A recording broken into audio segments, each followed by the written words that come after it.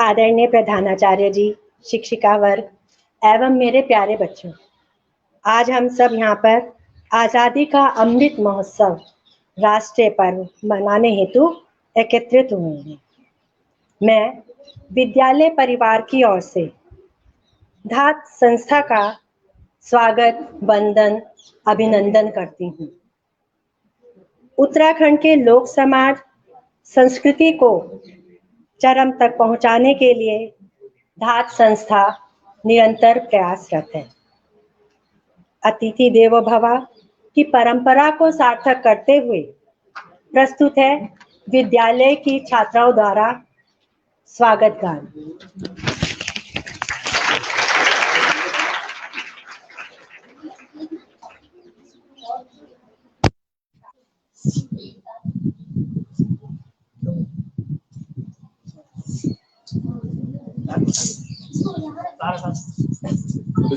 सो में ना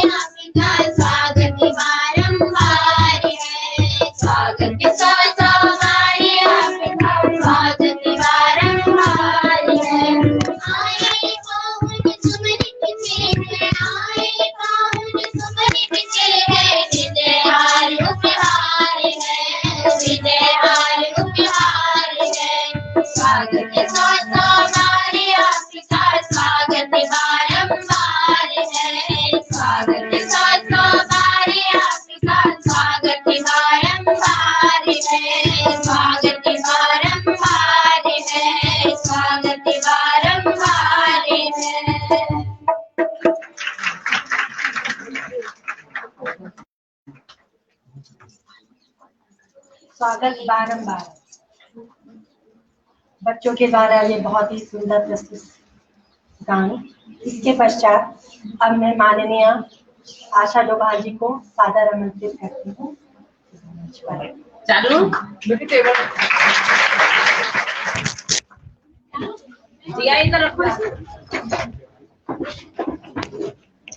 good morning प्यारे बच्चों, गुड मॉर्निंग।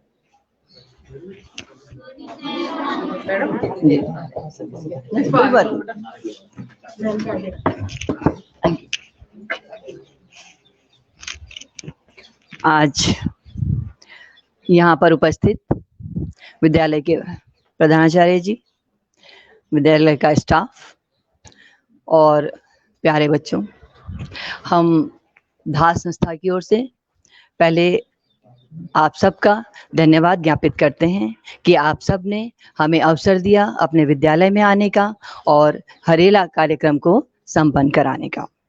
इसके लिए हम आपके तहे दिल से आभारी हैं।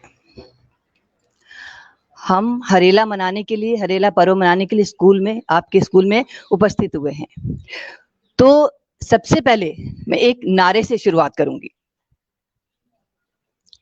ठीक है? और मैं बोलूंगी और आप सब मेरे साथ बोलेंगे, ठीक है बच्चों? वृक्ष लगाकर धरा सजाएं, और ऊंचा, वृक्ष लगाकर धरा सजाएं, वृक्ष लगाकर धरा सजाएं, अन्न हिमालय का अपनाएं, अन्न हिमालय का अपनाएं। इसे कुछ मतलब समझियो? कुछ समझ में आया? आया कुछ कि नहीं? नहीं। वृक्ष लगाकर धरा सजाएं। हमने क्या करना है? वृक्षों को लगाना है और अपनी धरा को सजाना है। क्योंकि जब कोई नारी अपना क्या करती है, श्रृंगार करती है ना, तभी तो उसकी सुंदरता बढ़ती है। तो ऐसे ही धरा हमारी किससे बढ़ती है? उसकी सुंदरता किससे बढ़ती है?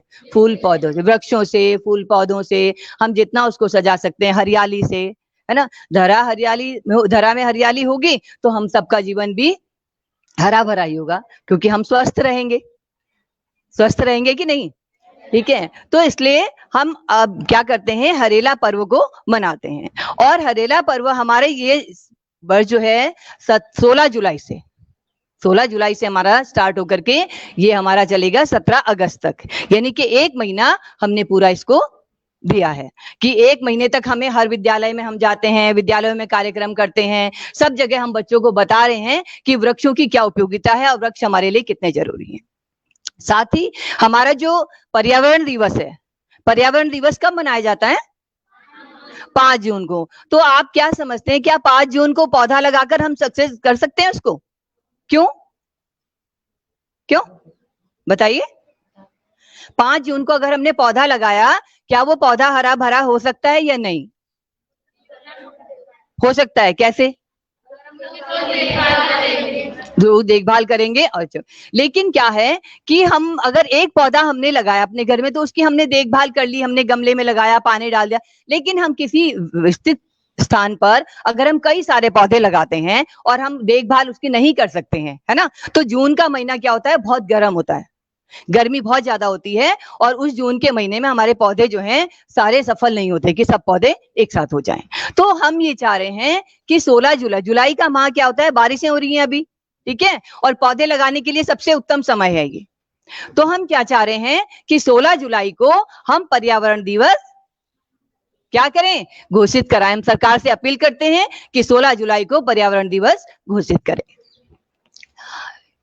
और आपसे भी अपील है कि आप जो है पौधों का संरक्षण करें, पौधों को लगाएं और इस धरती पर हरियाली फैलाएं। इस कार्यक्रम को आगे बढ़ाते हुए मैं परिचय की कड़ी में सबसे पहले हमारे जो धात संस्था के सचिव हैं ममगाई जी हमारे बीच में उपस्थित हैं। कक्षा कोना के हमारे जो साथ में हैं उनियाल जी उपस्थित हैं आपके सामने। दयानंद डोभाल जी, साकेत जी, शुभम, ये सब हमारी टीम है धात की। बहुत लोग टीम में बहुत लोग हैं, लेकिन जो जहां पर पहुंच सकते हैं हम वहां पर पहुंच जाते हैं। तो अब मैं ममगाई जी से निवेदन करूंगी कि वो आए और धात संस्था के बारे में थोड़ी सी आपको जानकारी दें। ममगाई जी।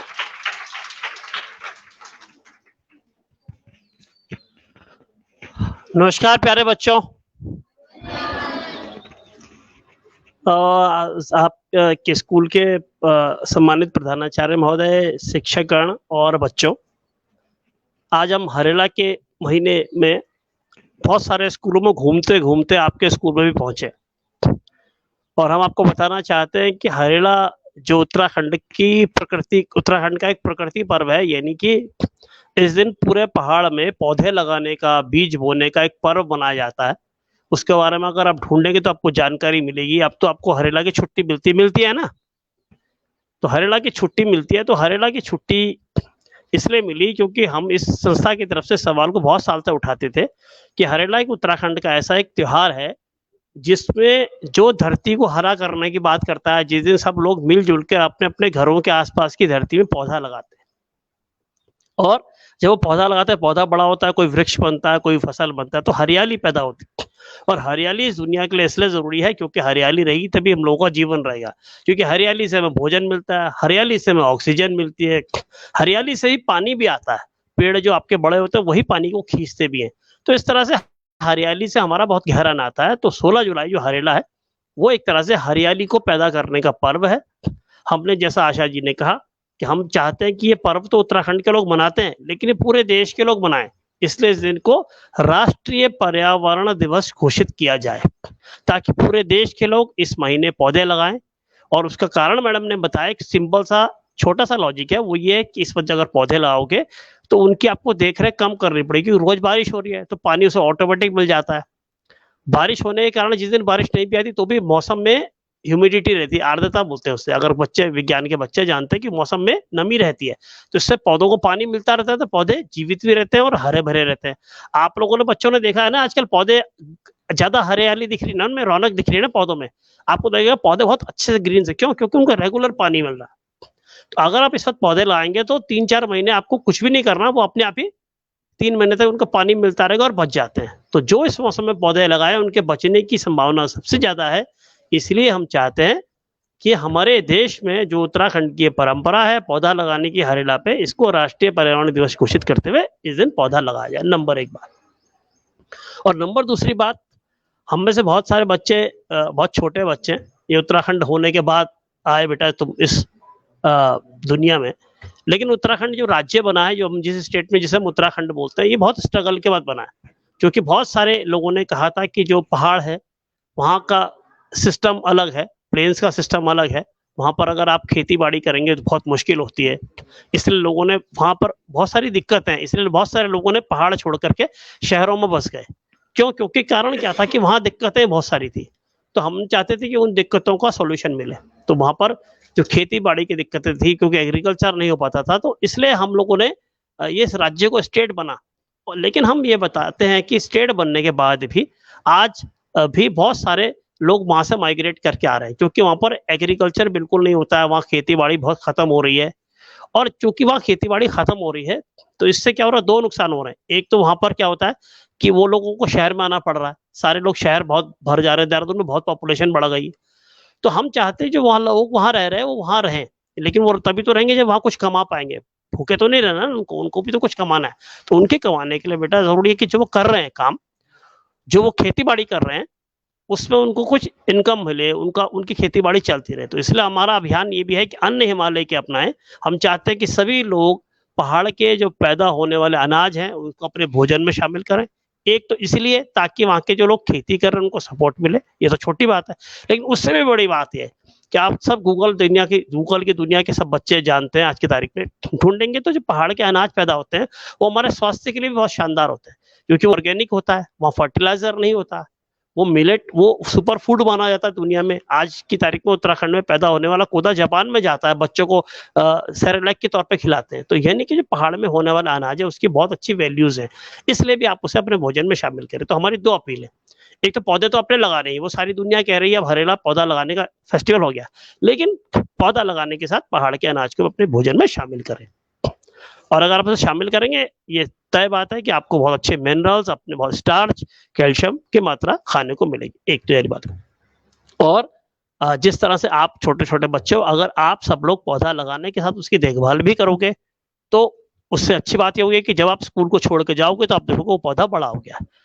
तो आज एक इसके साथ हम जो अब आजादी का अमृत महोत्सव शुरू हो गया है, पूरे देश भर में चल रहा है। हमारे देश को आजाद हुए 75 साल हो गए। आपको जानकर हर्ष हुआ, आपका स्कूल भी आजादी से पहले बना हुआ है। आर्य समाज का देहरादून में बहुत बड़ा योगदान रहा है, उनके बहुत सारे स्कूल रहे। तो जहां तक मैं नाम पढ़ रहा हूँ, राम प्यारी आर्य, हाँ, तो आर्य समाजियों ने देहरादून में बहुत सारे काम किए, बाल वनिता आश्रम से लेकर बहुत सारी चीजें घटना यहाँ पर। तो हमारा कहना है कि चूंकि हम देश की आजादी की 75वीं वर्षगांठ बना रहे हैं, तो हम लोगों ने इसमें तय किया कि हर स्कूल में जाके हम 3 रंग के पौधे लगाएंगे, सफेद, हरा और केसरिया, ताकि एक पौधों का तिरंगा हर स्कूल में हमारी तरफ से स्थापित हो। तो हम चाहेंगे अगर मैडम हमें अनुमति देगी तो आपके स्कूल में 3 पौधे हम देके जाना चाहेंगे, और उनको ऐसे स्थान पर लगाएं जहां वो एक क्रम में लग सके, कहीं पर भी लगा सकते हैं उनको। छोटे पौधे हैं, 6-8 फुट के, बहुत बड़ा वृक्ष नहीं है, लेकिन वो स्कूल में। तो इस तरह से हमारे आजादी के तौर पर उन सेनानियों को, स्वतंत्रता सेनानियों को, जिन्होंने हमारे देश को आजाद कराने में, इस देहरादून के भी बहुत सारे लोग रहे जिन्होंने हमारे देश को आजादी कराने में बहुत बड़ी योगदान दिया है, उसमें उनको हम सलाम कर सके, उनको थैंक यू बोल सके कि आपका आभार, आपके वजह से आज हम एक आजाद दुनिया में जीते हैं, जिसमें हम सब पढ़ पाते हैं, हम सब नौकरी कर पाते हैं, अच्छी दुनिया जी पाते हैं। तो इसके साथ ही मैं अपनी बात को यहाँ विराम देना चाहूंगा, और मेरा सबसे शिक्षक महोदय से निवेदन है कि हम इसकी एक वॉक कर रहे हैं, आप लोग इसी इलाके में रहते हैं, तो कल अगले इस रविवार को हम सुबह 7 बजे नगर निगम यानी कि टाउन हॉल है, वहां से लेकर के और झंडा दरबार तक की एक पैदल यात्रा कर रहे हैं। और उस यात्रा में हम इस रास्ते में पढ़ने वाले अलग अलग हिस्टोरिकल जगह है जिनका भारत की आजादी के टाइम पर बहुत बड़ा रोल रहा है, उनके बारे में बताएंगे।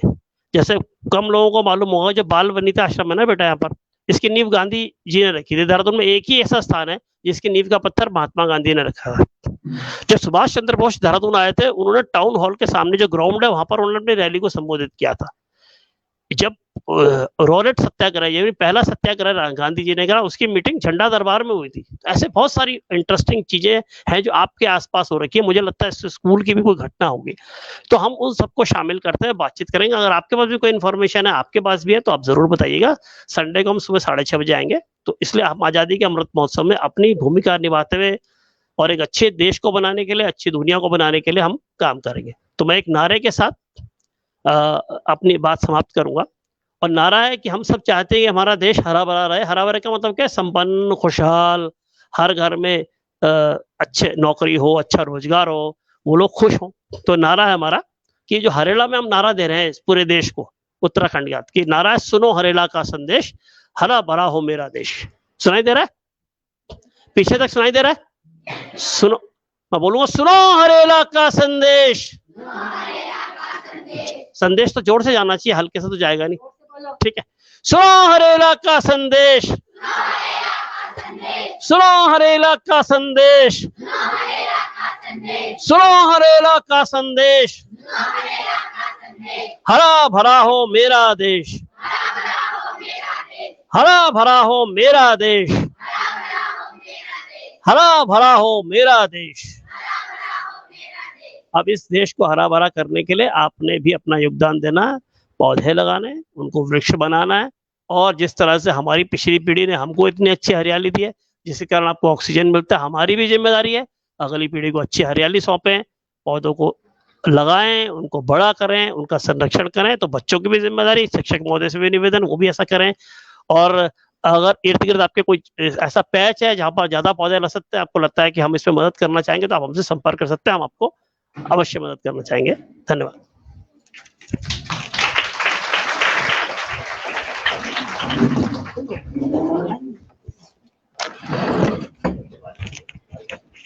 धन्यवाद मंगाई जी, आपने बहुत अच्छी तरीके से बच्चों को समझाया हिमालय का अन्न कैसे अपनाना है, हमारे उत्तराखंड के जितने भी फूड हैं उनको हम कैसे उपयोग में ला सकते हैं। अमृत महोत्सव की जानकारी आपको मिली है, और बारिश आ गई।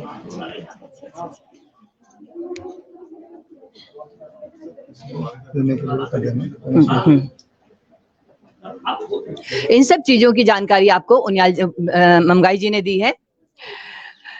तो हम जो है उत्तराखंड के जो हमारे अपने फूड हैं, हम फास्ट फूड तो खाते हैं बच्चों, फास्ट फूड को हम बहुत जल्दी अपना लेते हैं, है ना, बाहर की चीजों को, लेकिन हमारे अपने उत्तराखंड में जो पैदा होता है, उत्तराखंड की जो पैदावार है, उसको हम अपनाएंगे तो हमारा शरीर भी स्वस्थ रहेगा। बाहर के लोग जो हैं हमारे खाने को अपनाते हैं। अभी तुम बाहर चले जाओ, अभी विदेशों में भी हरियाली का पर्व मनाया जा रहा है, हरेला पर्व मनाया जा रहा है ना।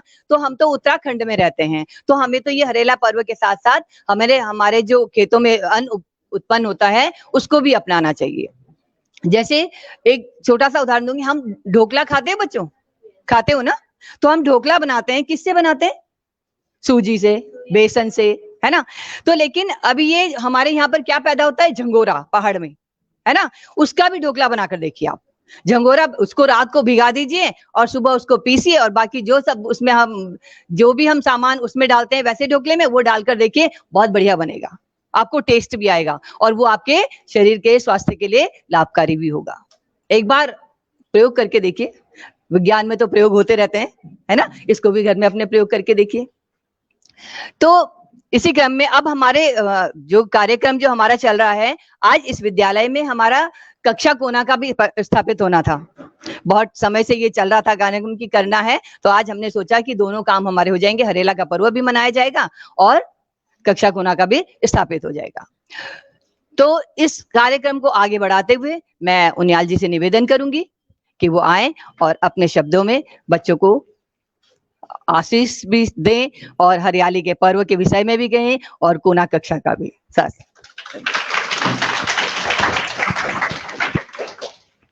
आदरणीय प्रधानाचार्य महोदय, विद्यालय परिवार समस्त शिक्षिकाएं और प्यारे बच्चों, आशीर्वाद। कैसे हो बच्चों?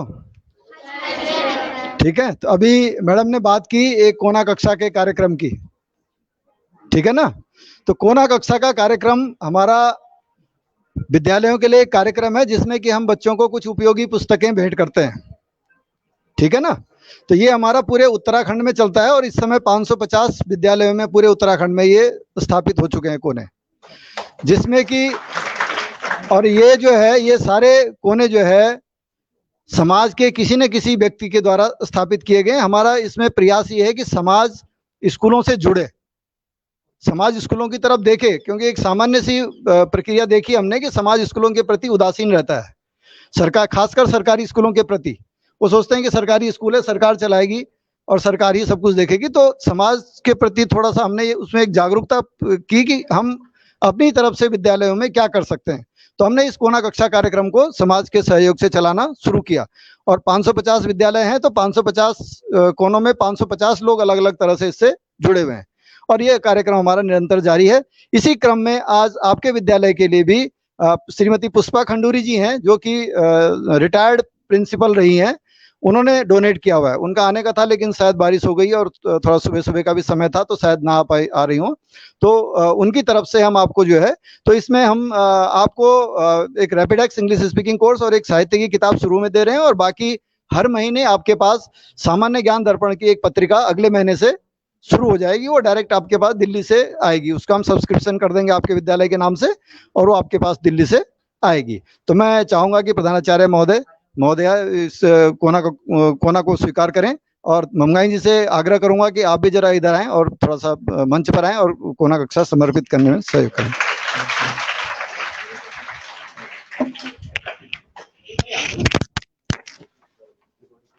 आ जाओ।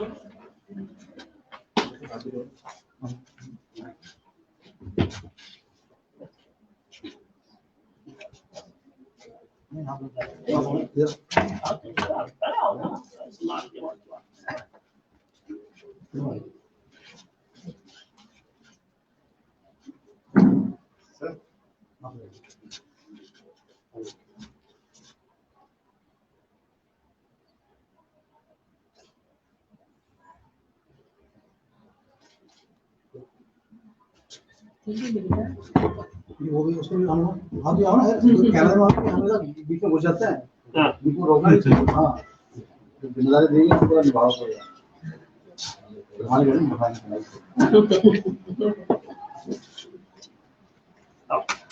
ठीक है बच्चों, ये उम्मीद है कि आप इन किताबों का फायदा उठाएंगे और अपने सामान्य ज्ञान और आदि आदि जो भी आप चाहें उनका अपना ज्ञान वर्धन करेंगे। धन्यवाद।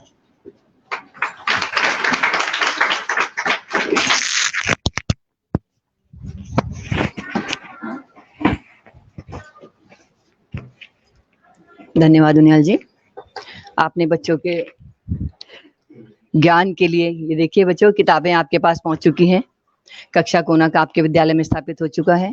आपको जहां भी आवश्यकता हो सामान्य ज्ञान की, आप इनमें से जो किताबें हैं इसके अलावा और भी आ सकती हैं, तो आप इनसे ज्ञान प्राप्त करेंगे।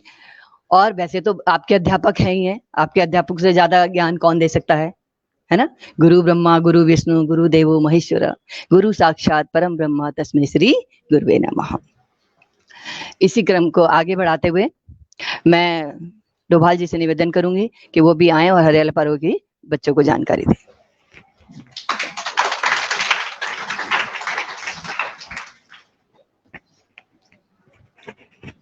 धन्यवाद डोभाल मैडम। हरेला और आज के कार्यक्रम का विवरण जो है आपको तन्मय जी ने, हमारे सचिव धात और वरिष्ठ हमारे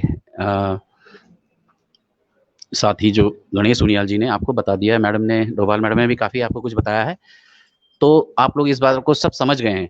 मेन हमारा उद्देश्य जो होता है ये होता है वृक्ष लगाना, और दूसरा जो है हमें अपने पहाड़ों का अन्न, देवभूमि का जो अन्न है उसको अपनाना, और तीसरा जो है राष्ट्रीय पर्व के रूप में हम जो है 75वें वर्ष में, हम भारत के आज़ाद के 75वें वर्ष में पहुंच चुके हैं, तो इसको भी हमें राष्ट्रीय स्तर पर मनाना है।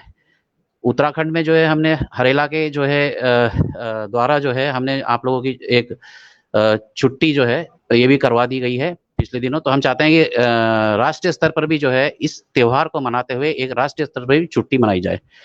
बाकी इस उपलक्ष्य में जो है हम ये कहना चाहेंगे कि आपको जो है हमारे देवभूमि में जो अन्न उपजाऊ है, जो अन्न होता है उसका ही अधिक सेवन करें, तो आप लोगों के स्वास्थ्य के लिए और समाज के स्वास्थ्य के लिए अति उत्तम होगा। तो अधिक न कहते हुए मैं एक नारे के साथ अपनी बात समाप्त करूंगा। आप लोग भी जोर से बोलेंगे। क्या है जंगल के उपकार, मिट्टी पानी और बयार। क्या है जंगल के उपकार, मिट्टी पानी और बयार। तो सब लोग बच्चों को बहुत बहुत धन्यवाद, और यहाँ के स्टाफ और प्राचार्य को बहुत बहुत धन्यवाद। आगे का लिए मैं डोभाल मैडम को बुला रहा हूँ। धन्यवाद। धन्यवाद डोभाल जी। बच्चों आपने ये नारा बोला है, क्या है जंगल के उपकार, मिट्टी पानी और बयार। ये आप जानते हैं चिपको आंदोलन से संबंधित है। हमारा जो चिपको आंदोलन था, तुमने देखा था क्या हुआ था उस चिपको आंदोलन में? वृक्षों को बचाने के लिए महिलाओं ने क्या किया था? पेड़ों पे चिपक गई थी। इसलिए इसका नाम क्या पड़ा? चिपको आंदोलन। तो जो हमारे जंगल हैं वो हमें क्या दे रहे हैं, है ना? मिट्टी हमें जंगलों से मिल रही है, पानी मिल रहा है ना? और जो ये बाहर आती है, हम चारों तरफ हरियाली हरियाली फैली रहती है, ये सब हमें क्या मिल रहा है? जंगलों से। तो जब हरियाली होगी तभी तो हमें ये सब मिल पाएंगे। तो जंगल क्या कर रहे हैं? हमारे ऊपर उपकार कर रहे हैं, है ना?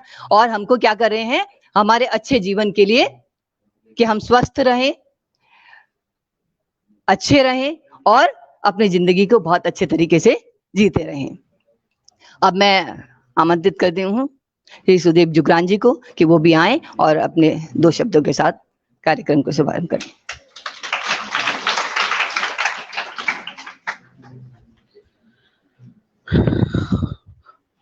पहले तो हम सबको प्रणाम करना चाहेंगे, जितने भी बालिका यहाँ पे आई हैं, और हम जो ये धात संस्था है जो ये कार्यक्रम कर रही है, ये आप लोगों का वाकई में जो है बहुत सौभाग्य की बात है कि यहाँ पे हम लोग आएंगे। मैम का भी हम धन्यवाद कहेंगे कि प्रिंसिपल मैम ने यहाँ पे हम लोगों को जो है बुलाया है। तो धात जो एक कार्य कर रही है ना, धात का अब वैसे शाब्दिक अर्थ किसको पता है? वैसे बताया कि अभी बताया नहीं होगा शायद धात के बारे में, है? धात का मतलब होता है आवाज लगाना। जैसे एक बहुत बड़े समूह को जब आवाज लगाई जाती है तो धात बोलते हैं। और गढ़वाली लोग यहाँ पे अगर होंगे कोई तो उनको मालूम होगा धय लगाना होता है, किसी को धय लगाना होता है, जैसे कोई रिंकी। और ऐसे ही अगर पूरे गांव में अगर सबको आवाज लगानी तो उसको धात बोलते हैं। धात लग गई है, सुनो सुनो सुनो सुनो हरेला का संदेश, हरा भरा हो मेरा देश। तो ये धाद है। तो इसीलिए जो है मेरा जो आने का मकसद यहाँ पे, हम लोग धाद नाट्य मंडल से जुड़े हुए हैं। और धाद नाट्य मंडल का वजह से ये है कि यहाँ पे हम लोग जो है बच्चों से, हम अगर मैम अगर चाहेंगी तो बच्चों को हम लोग एक वर्कशॉप, उनको कैसे बच्चे जो है आगे आने वाले समय में जो है किसी भी प्रोग्राम में अपनी बात को रख सकते हैं। और एक वैसी वर्कशॉप, थिएटर वर्कशॉप क्या करते हैं, आपको एक हिम्मत देता है आपको अपनी बात रखने का, टीचर से कुछ कहने का, कुछ भी चीजें हैं। यहाँ पे एक लड़की जो है भी है हमारे उसमें, जो वर्कशॉप हम लोग करते हैं उसमें आती है, उसका नाम है, नाम मैं भूल गया उसका, खुशी, खुशी है, खुशी एक मिनट खड़े हो ना। ये सिर्फ एक लड़की, वहां पे हमारे एक वर्कशॉप होती है, 5-6 बच्चियां हैं जो वहां पे आती हैं, और इनको हम 9 इमोशन जो है, 9 इमोशन जो होते हैं ना, 9 रस जिंदगी के होते हैं, उसके बारे में जो है बताया जाता है। तो हम कोशिश ये कर रहे हैं कि उन 9 रसों के बारे में जो है हम यहाँ पे आए, और बहुत सारी चीजें जो है हम चाहते हैं कि जो हरेला का जो संदेश क्या है, इसको 9 तरीके से बोला जाए, रोते हुए, हंसते हुए, घबराते हुए, डर, जो 9 रस हैं लाइफ के, जिंदगी के जो है, उन रसों के बारे में बताया जाएगा। और आने वाले समय में जो है आपको और बढ़िया होगा। हम कोशिश करेंगे कि मैम जब भी हमें बुलाएंगे, हम भी बगल में रहते हैं, विजय पार्क में रहते हैं, तो आप आदेश करेंगे। और राम प्यारी जो है, जो वाकई में जो तन्मय सर ने बोला कि स्कूल इतना पुराना है कि इसके बारे में अगर चर्चा की जाए तो बहुत लंबा हो जाएगा। बहुत टीचर जो है, बल्कि एक धसमाना मैम जो विजय पार्क में रही है, वो भी रिटायर हो चुकी है मेरे ख्याल से यहीं से, तो वो दीदी भी यहाँ रही है। तो राम प्यारी से वैसे हमारा, क्योंकि पड़ोस में रहे तो बड़ा एक नाता सा वैसा है, तो उम्मीद करते हैं कि जल्दी हम मिलेंगे आपसे। और जैसे ये है कि सुनो हरेला का संदेश, हरा भरा हो मेरा देश। तो जितना भी आप लोगों ने नाश्ता किया होगा उसका आज यहाँ पे प्रमाण हो जाएगा कि हाँ नाश्ता किया है। ठीक है, मैं बोलूंगा सुनो हरेला का संदेश, आपने बोलना है हरा भरा हो मेरा देश, सिर्फ इतना जो है।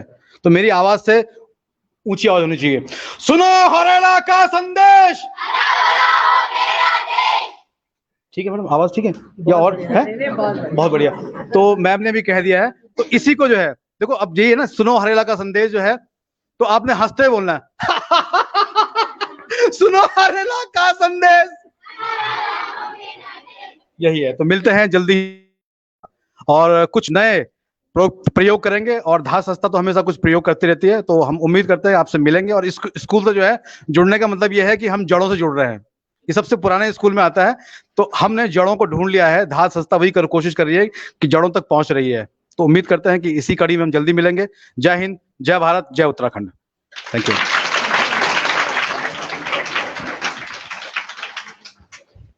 धन्यवाद जुगरान जी, आपने तो यहाँ अपना सच में प्रदर्शित कर दिया कि आप वास्तव में एक बहुत अच्छे कलाकार हैं।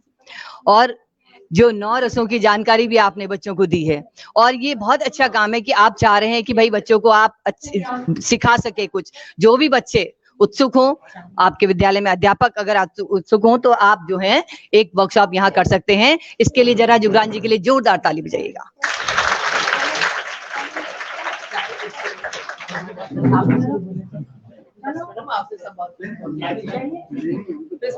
ठीक है, चलिए। तो इस कार्यक्रम को समाप्ति की ओर ले जाते हुए मैं विद्यालय की प्रधानाचार्य जी को धन्यवाद के साथ आमंत्रित करती हूँ कि वो आए और अपने विचार हमारे सामने रखें।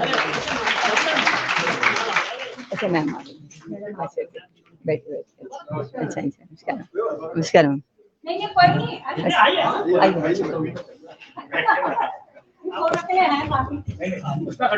अच्छा, मैं विद्यालय परिवार की ओर से और साथ में अपनी धाद संस्था की ओर से मैडम खंडूरी जी का स्वागत करती हूँ, जिन्होंने इस विद्यालय में कोना कक्षा का स्थापित करने के लिए कोना कक्षा का यहाँ डोनेट किया है। तो एक बार जोरदार इनके स्वागत में ताली हो जाए। वैसे तो आज इन बच्चों ने बहुत इतना अच्छा स्वागत किया, बहुत प्यारा गीत गाया। स्वागत गान जितनी सुंदर उसकी पंक्तियां थी, उतनी ही सुंदर आपकी लय थी। और इतनी ऊंची आवाज में गाना, बिना माइक के, बिना उसके, बहुत सुंदर। आप वास्तव में धन्यवाद के पात्र हैं। एक बार अपने लिए भी जोरदार ताली बजाएं।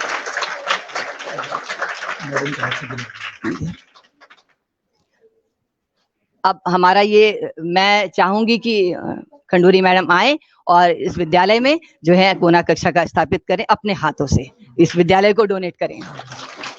हम खंडूरी जी।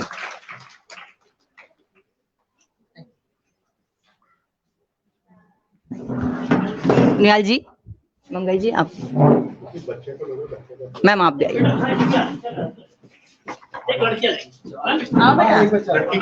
जिया आप भी आ जाओ बेटे, आओ एक दो बच्चे और आ जाओ जो सब किनारे बैठे हैं।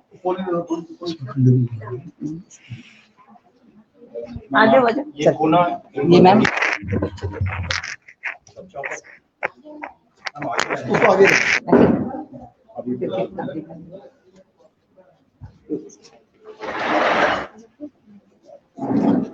आइए आइए आइए यार। अरे मेन तो मंगल जी का है, मंगल मेन तो आप ही हैं। सर आइए आप। मेन आप लोग ही हैं। अरे आइए आइए।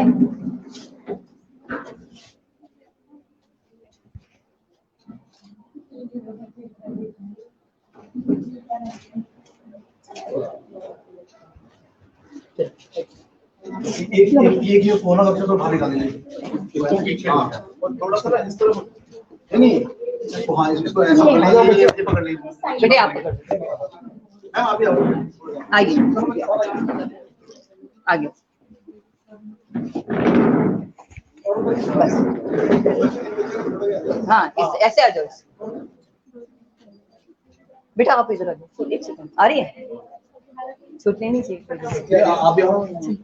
छुट्टी आ रही है।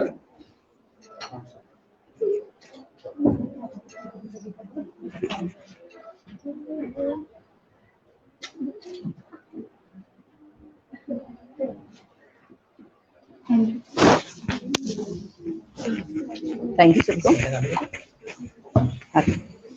अब मैं खंडूरी मैम से कहूंगी कि 2 शब्द बच्चों को आशीर्वाद स्वरूप आप देने के बाद आएंगे। हेलो, आज मुझे बहुत प्रसन्नता हो रही है कि देहरादून नगर के सारे विद्यालय अक्सर मैंने देखे हुए हैं, लेकिन एक रामप्यारी इंटर कॉलेज ऐसा था जिसमें मैं नहीं आ पाई कभी भी, क्यों मैं शिक्षा विभाग से रिटायर्ड हुई हूँ। GGIC अजबपुर में प्रिंसिपल के पद से मैं रिटायर्ड हुई हूँ 2012 में। ये रामप्यारी इंटर कॉलेज में कक्षा का जो कोना कक्षा की स्थापना का जो मेरा उद्देश्य था, मेरी बहन कुमारी मीना काला यहाँ की स्टूडेंट रही है इंटर तक। मीना काला काफी टाइम पहले, शायद इसमें से कई टीचर होंगे भी नहीं इसमें, लेकिन 1983 में अचानक BA सेकेंड ईयर में पढ़ रही थी, उसकी डेथ हो गई थी। तो जब मुझे उनियाल जी ने कहा तो मैंने कहा अगर रामप्यारी में हो सकता है तो मुझे ये मौका दीजिएगा।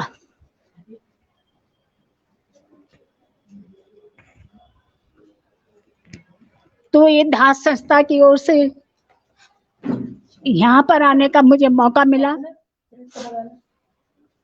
क्योंकि मैं यहीं की लोकल रहने वाली हूँ। और जब मैं इन गलियों में आ रही थी खुड़बड़े की, तो मुझे एक एक गली याद आ रही थी। हाई स्कूल में मेरा centre Guru Nanak inter college पढ़ा था, वो सब यादें कर रहे थे हम लोग, उन गलियों को याद कर रहे थे, क्योंकि आज हम जहाँ भी जाते हैं गाड़ियों में जाते हैं तो हमारी उससे कोई यादें नहीं जुड़ी रहती, लेकिन जब हम पैदल जाते हैं तो हमारी एक एक गली की, यहाँ से मैं मुड़ना है, यहाँ से मेरा घर यही गोविंदगढ़ में था मायका, तो यही नदी पार करके आओ। और तब इस नदी में इतनी बारिश हुआ, मतलब इतना पानी आता था कि उस बेचारी को स्कूल की छुट्टी करनी पड़ती थी, क्योंकि पुल नहीं था, या फिर तिलक रोड से स्कूल आना पड़ता था। तो मैं सबसे पहले तो धात संस्था का धन्यवाद देना चाहती हूँ कि जिन्होंने मुझे मेरी इच्छा पूर्ण करने का एक मौका दिया। ये एक महज बहुत ज्यादा कोई वो नहीं है ये कि जो हम कुछ दे रहे हैं, लेकिन स्कूल के जुड़ने का एक हमारा एक माध्यम बनता है। पुस्तकें एक ऐसी चीज है कि जीवन भर हमारा साथ देती हैं। जब भी हम अकेले होते हैं तो ये पुस्तकें ही हमारे एकमात्र साथी होती हैं। हालांकि आजकल की डिजिटल दुनिया में इसका महत्व थोड़ा कम हो रहा है, लेकिन फिर भी इसका जो अपना महत्व है वो कभी भी कम नहीं होगा। मैं इन्हीं सब बच्चों से ये कहना चाहूंगी, आप पढ़ने की आदत डालें, अपना कुछ समय जरूर पुस्तकों को पढ़ने में लगाएं। आज हम देख रहे हैं कि हमारे लिखने और पढ़ने की जो क्षमता है वो कम हो रही है, बोलने की भी, क्योंकि हम ज्यादातर मैसेज करते हैं, बोलते नहीं है। तो इसको हम अपना प्रैक्टिस में बना लें। मैं भी एक इंटर कॉलेज से रिटायर हुई हूँ, लेकिन मैंने बहुत प्रयास किया कि मैं बच्चों को लाइब्रेरी में बिठाना शुरू करूं। मैंने अपनी घर की सारी किताबें स्कूल में रख दी, लेकिन बच्चे कभी लाइब्रेरी का प्रयोग नहीं कर पाए, वहां पर जगह नहीं थी। प्रिंसिपल रूम को भी मैंने आधा वो करके एक लाइब्रेरी का वो बनाया जिससे बच्चे खाली पीरियड में बैठे, लेकिन नहीं, इसको करने में सक्षम नहीं रही। आप शायद ये कर पाए तो एक हमारी उपलब्धि होगी। और बच्चों, ये समय ऐसा होता है जिस समय आपको ये लगता है कि टीचर हमें कह रहे हैं ऐसा नहीं करो, ये मतलब बहुत सारे में लगती है कि वर्जनाएं हैं, लेकिन ये वर्जनाएं भी बहुत आवश्यक होती हैं आपके आगे आने वाले जीवन के लिए, तभी आप कुछ बन सकते हो। इस समय का जो परिश्रम है वो आपको जीवन भर की आनंद देता है, जीवन भर की उपलब्धि आपको देता है। तो मेरा आप सबसे यही आशा है कि जिस उद्देश्य से धाद ने इस कोना कक्षा को स्थापित करने का संकल्प लिया है उसको पूर्ण करना आप सबका, आप सब शिक्षिकाओं का, बच्चों को प्रेरित करना, यही हमारा उद्देश्य तभी पूर्ण होगा।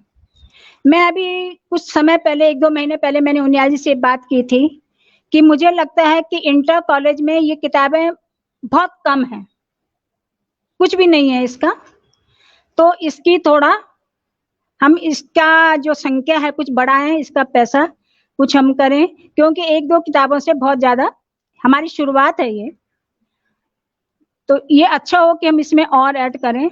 माना जनरल नॉलेज की किताब है तो एक से नहीं होगा, कम से कम 2-4 तो हों जो किसी भी तरह की सब्जेक्ट्स की किताबें हैं जो सामान्य ज्ञान की हैं, तो इसमें थोड़ा बढ़ना चाहिए। कोई ऐसा भी ना हो कि अगर हम ज्यादा देना चाहते हैं हम ज्यादा दे सकते हैं, जो कम देना चाहते हैं वो कम दे, क्योंकि प्राथमिक में चल जाएगा, लेकिन इंटर कॉलेज में थोड़ा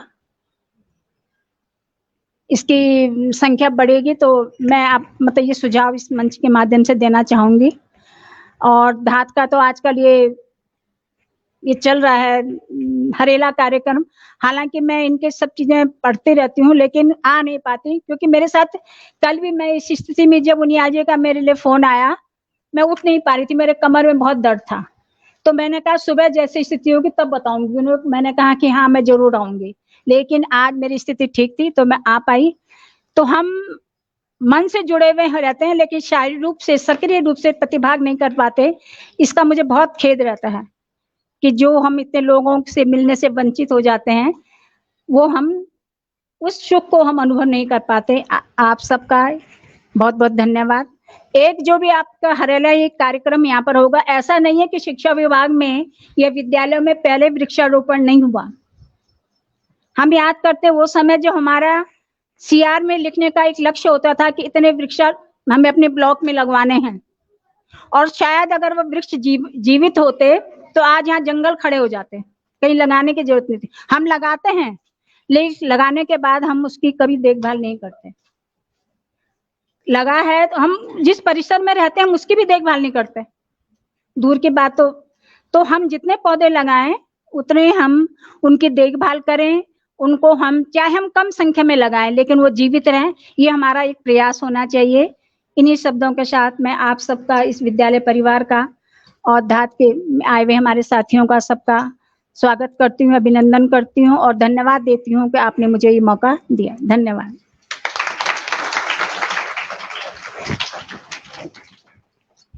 मैं किताबों के लिए कुछ पैसा देना चाहूंगी यहाँ पर, यहीं पर। हाँ धन्यवाद मैडम, आपने तो गागर में सागर भर दिया है। जितनी जानकारी मैडम ने दी है बहुत अच्छी हैं और सबके लिए फायदेमंद है। वास्तव में किताबें जो हैं हमारी सबसे अच्छी दोस्त होती हैं। और जितना हम पढ़ने की आदत डालेंगे उतना ही हम जो है आगे बढ़ेंगे। हम मोबाइल को लेकर के बैठे तो रहते हैं, लेकिन मोबाइल में हम शायद पढ़ाई की बातें तो कम करते हैं, इधर उधर के मैसेज वैसेज वो सब ज्यादा देखते हैं।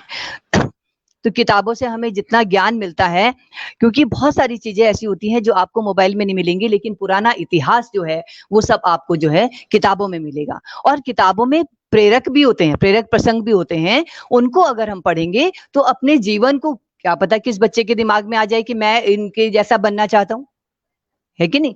तो ये अपने आप को एक आदत डालिए। और किताबें पढ़ने वाला व्यक्ति कभी अकेला नहीं होता, कभी भी अकेला नहीं होता। मैडम ने जितना भी कहा है, और उन्होंने अपनी बहन की याद में ये कोना कक्षा का स्थापित किया है। Thank you. हम KT1 में हम भी हैं जी। अच्छा, तो मैं मैडम को पहले दिन पेपर देके आई, दूसरे दिन सभी की ओर से धन्यवाद ज्ञापित करती हूँ। और बच्चों ध्यान रखिएगा, देखिए वो भी आपके विद्यालय की छात्रा थी, उन्होंने उनकी स्मृति में कि ताकि याद रहे, है ना, याद रहे कि वो भी एक स्टूडेंट थी। और एक स्टूडेंट लाइफ से बड़ी कोई लाइफ नहीं होती जिंदगी में। हम बचपन से लेकर बुढ़ापे तक चले जाए ना, लेकिन जो स्टूडेंट लाइफ होती है ना, इससे बड़ा मजा कहीं नहीं आता, किसी भी लाइफ में नहीं आएगा, ये आप आगे चल के देखिएगा। तो मैडम ने ये मैं किस समय पैसे गूगल पे करने में 5,000 करना चाह रही थी। अच्छा मैडम गूगल पे मैं कर सकती हूँ, बता दीजिए। मेरा मतलब 5,000 के अकाउंट में कर दीजिएगा, किसी के भी आपकी जैसी श्रद्धा हो। हाँ, तो मैं 5,000 का कर। ठीक है। ये मैम ने कक्षा कोना की किताबें बढ़ाने के लिए 5,000 रुपए की धनराशि प्रेषित की है। इसके जोरदार। और मैं विद्यालय परिवार और धात संस्था की ओर से मीना बहन को श्रद्धांजलि अर्पित करना चाहते हैं हम लोग, कि वो जो है हमेशा जहां भी हैं हमेशा खुश रहें, उनकी आत्मा को शांति मिले। अब मैं विद्यालय की प्रधानाचार्य जी से निवेदन करूंगी कि वो आए और 2 शब्द। धन्यवाद। आज हरेला कार्यक्रम की इस श्रृंखला में विद्यालय में आयोजित धात संस्था की ओर से जो कार्यक्रम हुए हैं उसमें उपस्थित समस्त अतिथिगण, आदरणीय खंडूरी मैडम, आशा डोभाल मैडम, ममगाई जी, डोभाल जी, उनियाल जी और समस्त आए हुए अतिथिगण, आपका मैं हार्दिक आभार व्यक्त करती हूँ। और जो कार्यक्रम बच्चों के लिए आपने प्रस्तुत किए या जो बच्चों को जानकारी दी उसके लिए बहुत धन्यवाद देती हूँ कि बच्चों को ये जानकारी, बहुत अच्छी जानकारी मिली है जो बच्चों के लिए लाभदायक होंगी और बच्चे भविष्य में इन बातों को ध्यान रखेंगे और आगे बढ़ेंगे। और मैं बच्चों की तरफ से, अपनी शिक्षिका बहनों की तरफ से आपसे वादा करती हूँ कि ये जो हमारे विद्यालय में कोना कक्षा का स्थापित हुआ है, मैं अपने तरफ से पूरा सहयोग आपको दूंगी और जैसा भी आप चाहेंगे, जो भी समय चाहेंगे मैं वो समय आपको दूंगी। और आप जो हमें समय दिया उसके लिए बहुत हार्दिक धन्यवाद। और सभी का मैं अपने विद्यालय परिवार की ओर से सबका हार्दिक धन्यवाद देती हूँ आपको।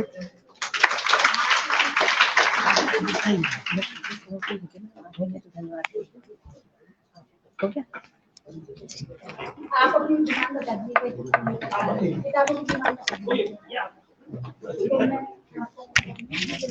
धन्यवाद मैडम। मैडम ने जो धनराशि दी है उसके लिए तो बहुत बहुत धन्यवाद, तहे दिल से आपका स्वागत।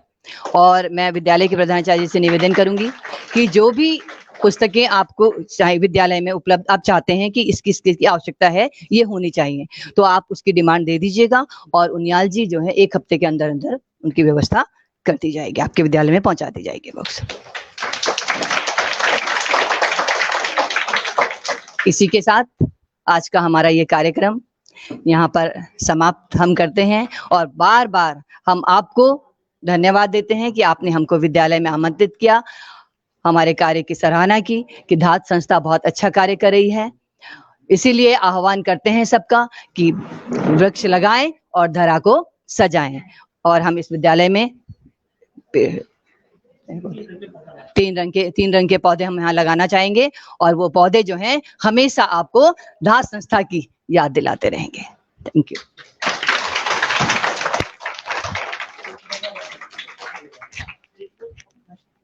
जी, आप लोग की एक ग्रुप फोटोग्राफ हो जाए।